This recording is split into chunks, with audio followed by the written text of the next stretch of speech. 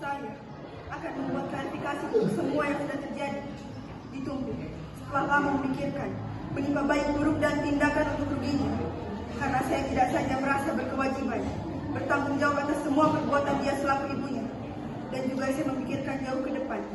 Mengingat putra tunggal satu-satunya milik saya yang paling berharga, yang diwariskan oleh suami saya. Siapa lagi yang akan diteruskan memelihara leluhur walau bukan dia?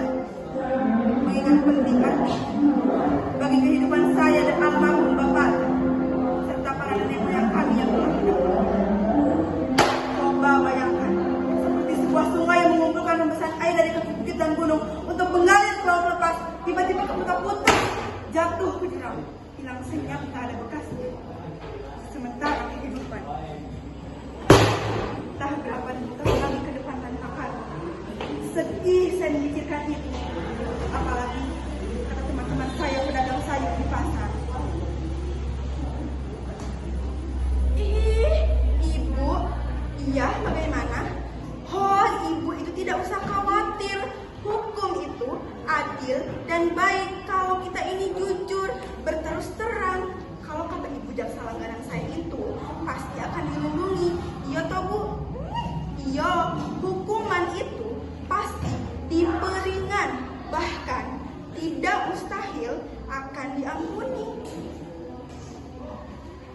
Karena itulah hati saya tenang, kaki saya mantap melangkah pasrah kantor polisi, melaporkan kelima orang yang terkurung di kamar kecil, lalu tidak bisa bernapas dan mati. Itu semua perbuatan anak saya.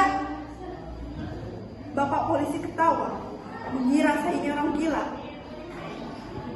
Terpaksa saya pergi ke kantor polisi agar tidak dikira seperti Mbak Basting lagi, sambil saya bawa anak saya untuk mengakui semua perbuatannya secara langsung, bahwa dia melakukan perbuatan gelapnya itu tanpa dipaksa siapapun ataupun dibujuk, apalagi kasihan kepada emaknya yang sudah tua ini.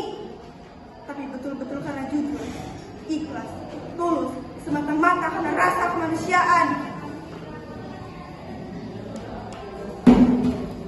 Jadi begini ceritanya. Sebelum bertindak hari itu, semuanya sudah kami hentikan matang-matang. Hubungan saya dengan anak saya sudah terjalin rasa persahabatan yang mendasar. Dia sendiri yang tanpa tekanan apapun berinisiatif untuk menjelaskan kejadian tersebut. Anak saya berita di medsos yang simpang siur mengutuk kejadian itu sebagai kejadian yang kejam, bejat dan biadab, sambil mencurigai memojokkan menantu yang berada di balik yang kejadian yang viral itu, yang tak lain adalah sahabat dari anak saya, membuat dia merasa bersalah.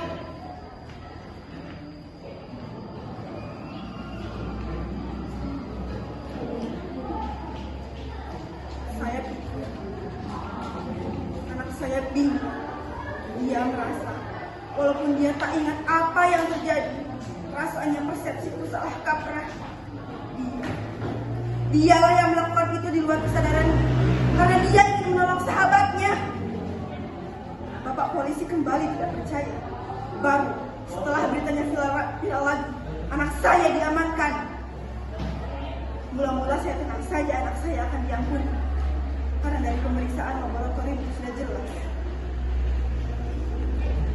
Bu, ibu itu meminta keringanan bagaimana lagi? Sudah jelas malam itu anak ibu pakai narkoba. Gini bu, membunuh 5 orang secara kejam dan biadab itu tetap saja salah apapun alasannya.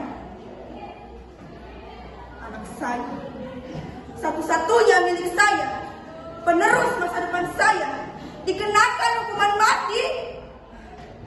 Kalau saja saya tidak melapor malam itu, mungkin anak saya masih hidup bukan sampai sekarang.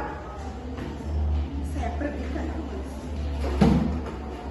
Mungkin anak saya, satu-satunya ibu di dunia ini, yang meminta maaf kepada anak sambil mencium kakinya. Tapi yang membuat saya bangga, dia begitu tabah.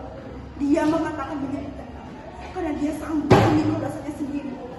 Sementara di seluruh dunia, orang cenderung melemparkan dosanya ke pundak orang lain, tak peduli orang lain tak bersalah. Tapi subuh besok dia ditembak. Tanggal 7 saya